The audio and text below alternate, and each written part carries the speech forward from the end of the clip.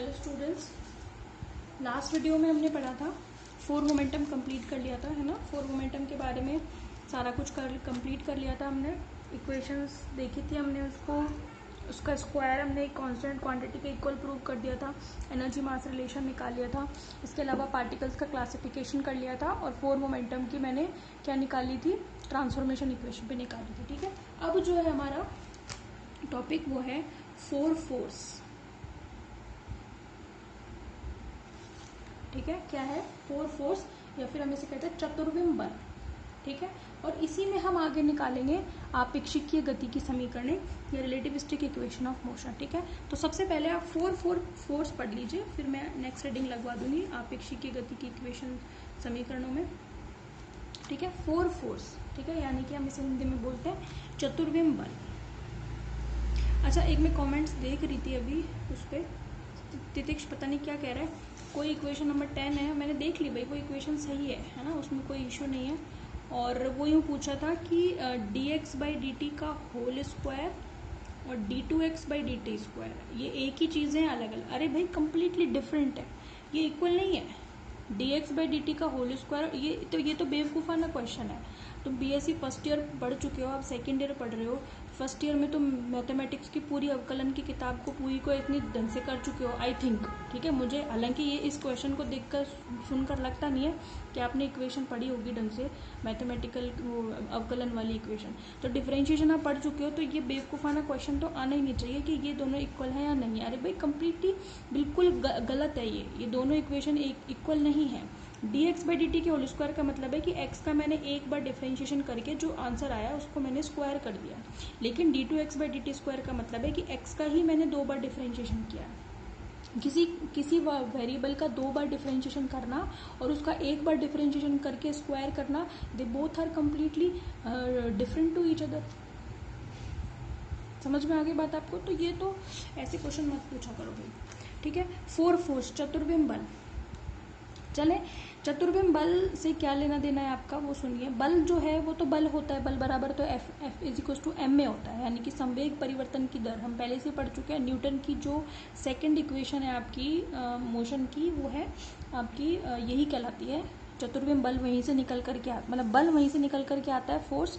उसी से हम किसको डिफाइन करेंगे, चतुर्विम बल को। हम अच्छे से जानते हैं। तो अभी तक हम फोर पोजीशन पढ़ चुके हैं, फोर वेलोसिटी पढ़ चुके हैं, फोर मोमेंटम पढ़ चुके हैं और फोर अब फोर्स पढ़ रहे हैं, क्योंकि हम जानते हैं कि मोमेंटम का जब टाइम के रिस्पेक्ट में चेंज होता है उसी को हम क्या कहते हैं, फोर फोर्स कहते हैं। ठीक है, चलें सुने।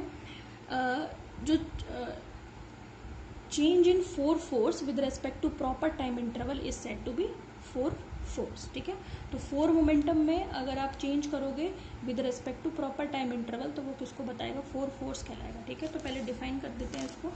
डिफाइन क्या कहेंगे, the rate of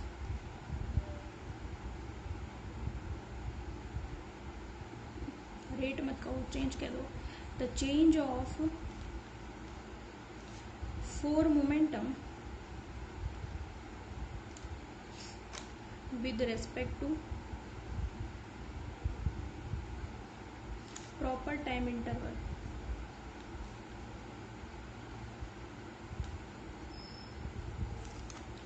is known as four force। यानी कि चतुर्विम संवेग में उचित समय अंतराल के सापेक्ष परिवर्तन किसको बताता है, चतुर्विम बल को बताता है। ठीक है, यानी कि चतुर्विम बल जो है उसको हम एफ म्यू से शो करेंगे, और वो क्या होगा, पी म्यू में किसके रेस्पेक्ट में चेंज होना चाहिए, टॉर्क। ठीक है, मैंने आपको बार बार बताया, अगर आपको यहाँ पे चेंज देखना है टाइम के रेस्पेक्ट में, तो उसको आप हमेशा किससे बताओगे, टॉर्क के रेस्पेक्ट में बताओगे चेंज। यानी कि सिंपल टाइम ना आकर के प्रॉपर टाइम इंटरवल आएगा। और आप अच्छे से जानते हो कि जो डी टॉक होता है वो क्या होता है, आप जानते हो ना, डी टॉक = dt 1 - u² की पावर हाफ होती है। ठीक है, यानी कि हम इसको ऐसे भी लिख सकते हैं, dt गामा u। तो कोई दिक्कत, क्योंकि हम जानते हैं कि गामा u क्या होता है, 1/√1 - u²/c²। ठीक है, सॉरी, dt गामा u नहीं, dt अपॉन गामा u। ठीक है, क्योंकि ये इसके इन्वर्स है। तो 1 minus √1 minus U square upon C square क्या होगा, गामा यू के इक्वल होगा 1 अपॉन में। ठीक है, तो ये किसके इक्वल होगा, 1 अपॉन गामा यू के। ठीक है, ये इक्वेशन नंबर 1 हो गई, ये इक्वेशन नंबर मेरी 2 हो गई। ठीक है, 2 को 1 में रख दो, यानी कि डी टॉर्क की value D T upon gamma you रख देते हैं अपन।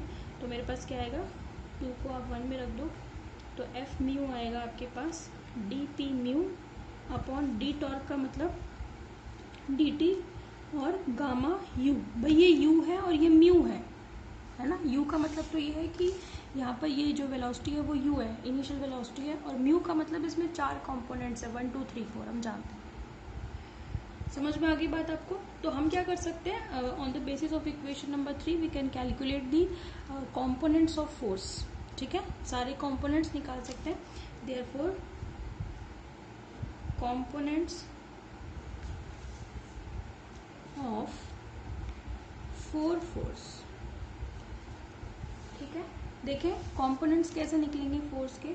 F1 चाहिए मुझे, तो मैं क्या लिखूंगी, D U D P by D T P1 पहले कंपोनेंट के लिए पहला मोमेंटम का component, gamma U D by D T. अब भाई P1 क्या होता है, P1 होता है MUX। हम पहले से जानते हैं कि मास इनटू पहला कंपोनेंट ऑफ वेलोसिटी पहला कंपोनेंट ऑफ मोमेंटम कहलाता है। ठीक है, तो ये क्या बन गया आपका, अच्छा इसको मैंने यहाँ पे सॉल्व नहीं किया, आप चाहो तो यहाँ पे भी कर सकते हो इसको। P की जगह पर आप एम यू म्यू लिख सकते हो, मतलब इसी इक्वेशन को मैं क्या लिख सकती हूँ, ऐसे लिख सकती हूँ ना, एम नॉट यू म्यू लिख सकते हैं कि नहीं लिख सकते। एम नॉट लिखूंगी ना अभी तो, क्योंकि मेरे पास टॉर्क है नीचे। समझ में आगे बात आपको। तो ये जो MUX है उसको हम क्या लिख सकते हैं, उसे हम लिख सकते हैं फोर्स।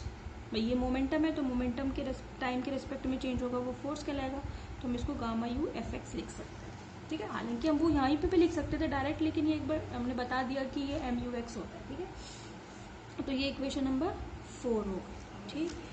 ठीक है, F2 क्या हो जाएगा, gamma you dP2 by D T, है ना।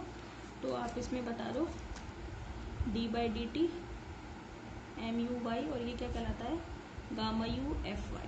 ठीक है, F3 gamma u dP3 by D T, तो gamma u d by D T MUZ is equal to gamma u FZ, third component of force. Fourth component देखो जरा, gamma u dP4 by D T. ठीक है, और ये कितना हो जाएगा, फोर्थ कंपोनेंट ऑफ मोमेंटम क्या था भाई आपका, आयोटा ई अपॉन सी, है ना, पूछा जाता है। ये ज़्यादा इंपॉर्टेंट है बजाय आयोटा एम सी के, है ना, आयोटा ई अपॉन सी ज़्यादा इंपॉर्टेंट होता है। तो ये हो जाएगा आयोटा गामा यू अपॉन सी और D E by D T. This is the fourth component of force. ठीक है, इनको आप कंबाइंडली इक्वेशन नंबर क्या डाल दें, 4। जरूरत पड़ेगी आगे तो कभी अलग से बता देंगे, कंबाइंडली डाल दें आप, क्योंकि बहुत सारी इक्वेशन हो जाती है लास्ट तक जाते जाते। ठीक है, इक्वेशन नंबर 4 हो गई आपकी। समझ में आगे बात आपको, एनर्जी है ये। ठीक है, तो हालांकि मैं फोर्थ कंपोनेंट जो है आपका वेलोसिटी की फॉर्म भी बताऊंगी आपको आगे जा करके, इसी में जब आगे कंप्लीट कर लेंगे पर मैं बताऊंगी फोर्थ कंपोनेंट ऑफ फोर्स को। ठीक है, तो ये तो आपका 4 फोर्स हो गया और 4 फोर्स के चारों कंपोनेंट हो गए, फर्स्ट सेकंड थर्ड 4। और मुझे नहीं लगता कि यहाँ तक किसी को कोई दिक्कत होगी, क्योंकि सिंपल डेफिनेशन है, मोमेंटम का टाइम के रिस्पेक्ट में चेंज होगा। प्रॉपर टाइम इंटरवल को हमने सिंपल टाइम में कन्वर्ट कर लिया और उसको D T by gamma you लिख दिया, और उससे फिर मैंने 4 कॉम्पोनेंट ऑफ फोर्स निकाल लिए। समझ में आ गई। ठीक है, आगे देखिए आप, आगे है आपका एक डेरिवेशन पूछा जाता है, क्वेश्चन ही प्रूव करने के लिए आता है। मैं आपको बताऊंगी कि कैसे पूछा जाता है एग्जाम में। तो इसमें आप सबसे पहली चीज़ देखिए, 4 मोमेंटम में हम क्या प्रूव, 4 फोर्स में हम क्या प्रूव करने वाले हैं, dot product of 4 force and 4 velocity. ठीक है, टॉपिक है डॉट प्रोडक्ट कह सकते हो आप, या फिर आप कह सकते हो स्केलर प्रोडक्ट, दोनों एक ही बात है ना।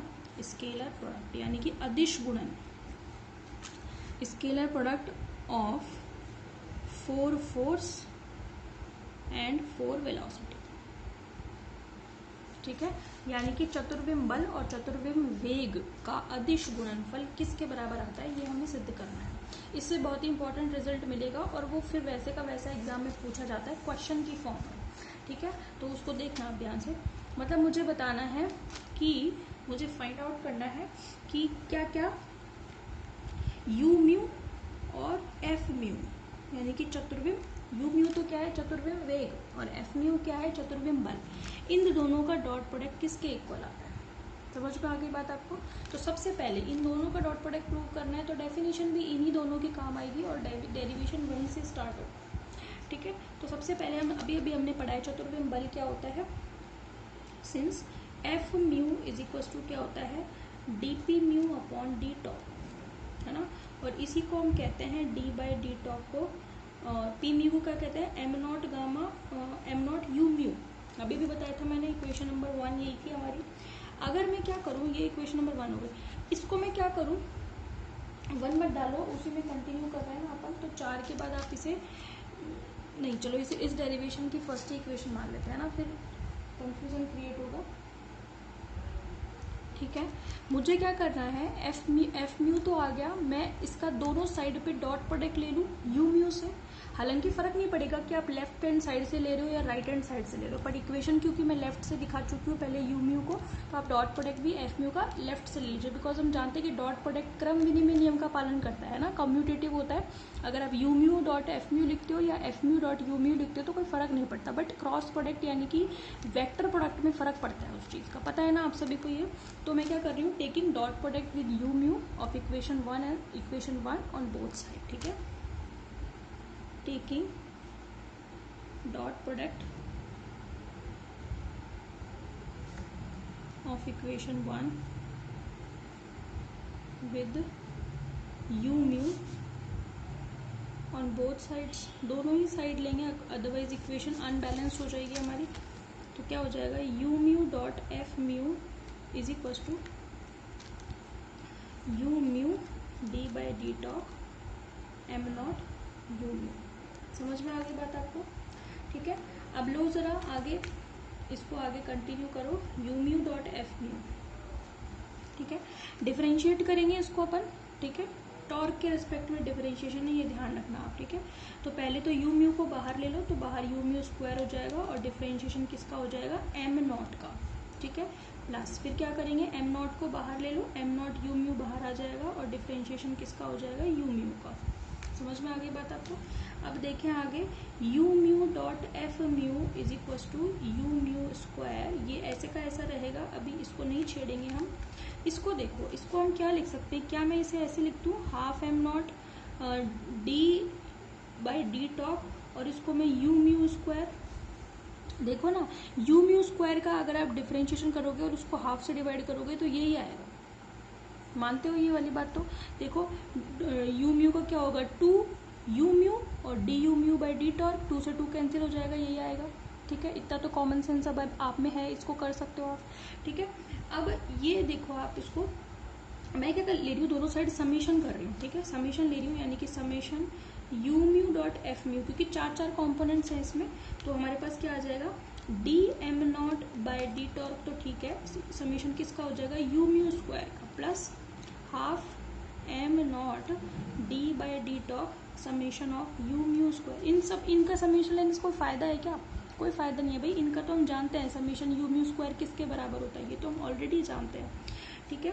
अब आप ये देखो समेशन क्या हो जाएगा, हम जानते हैं कि समेशन यू म्यू स्क्वायर किसके बराबर होता है माइनस सी स्क्वायर के बराबर होता है, तो उसको हम यहाँ रख देंगे समेशन यू म्यू स्क्वायर और समेशन यू म्यू स्क्वायर, तो आपका क्या आ जाएगा summation U mu naught F mu is equal to D M naught by D torque और साथ में माइनस सी स्क्वायर, ठीक है, plus half M naught D by D torque, है ना, और साथ में माइनस का सी स्क्वायर।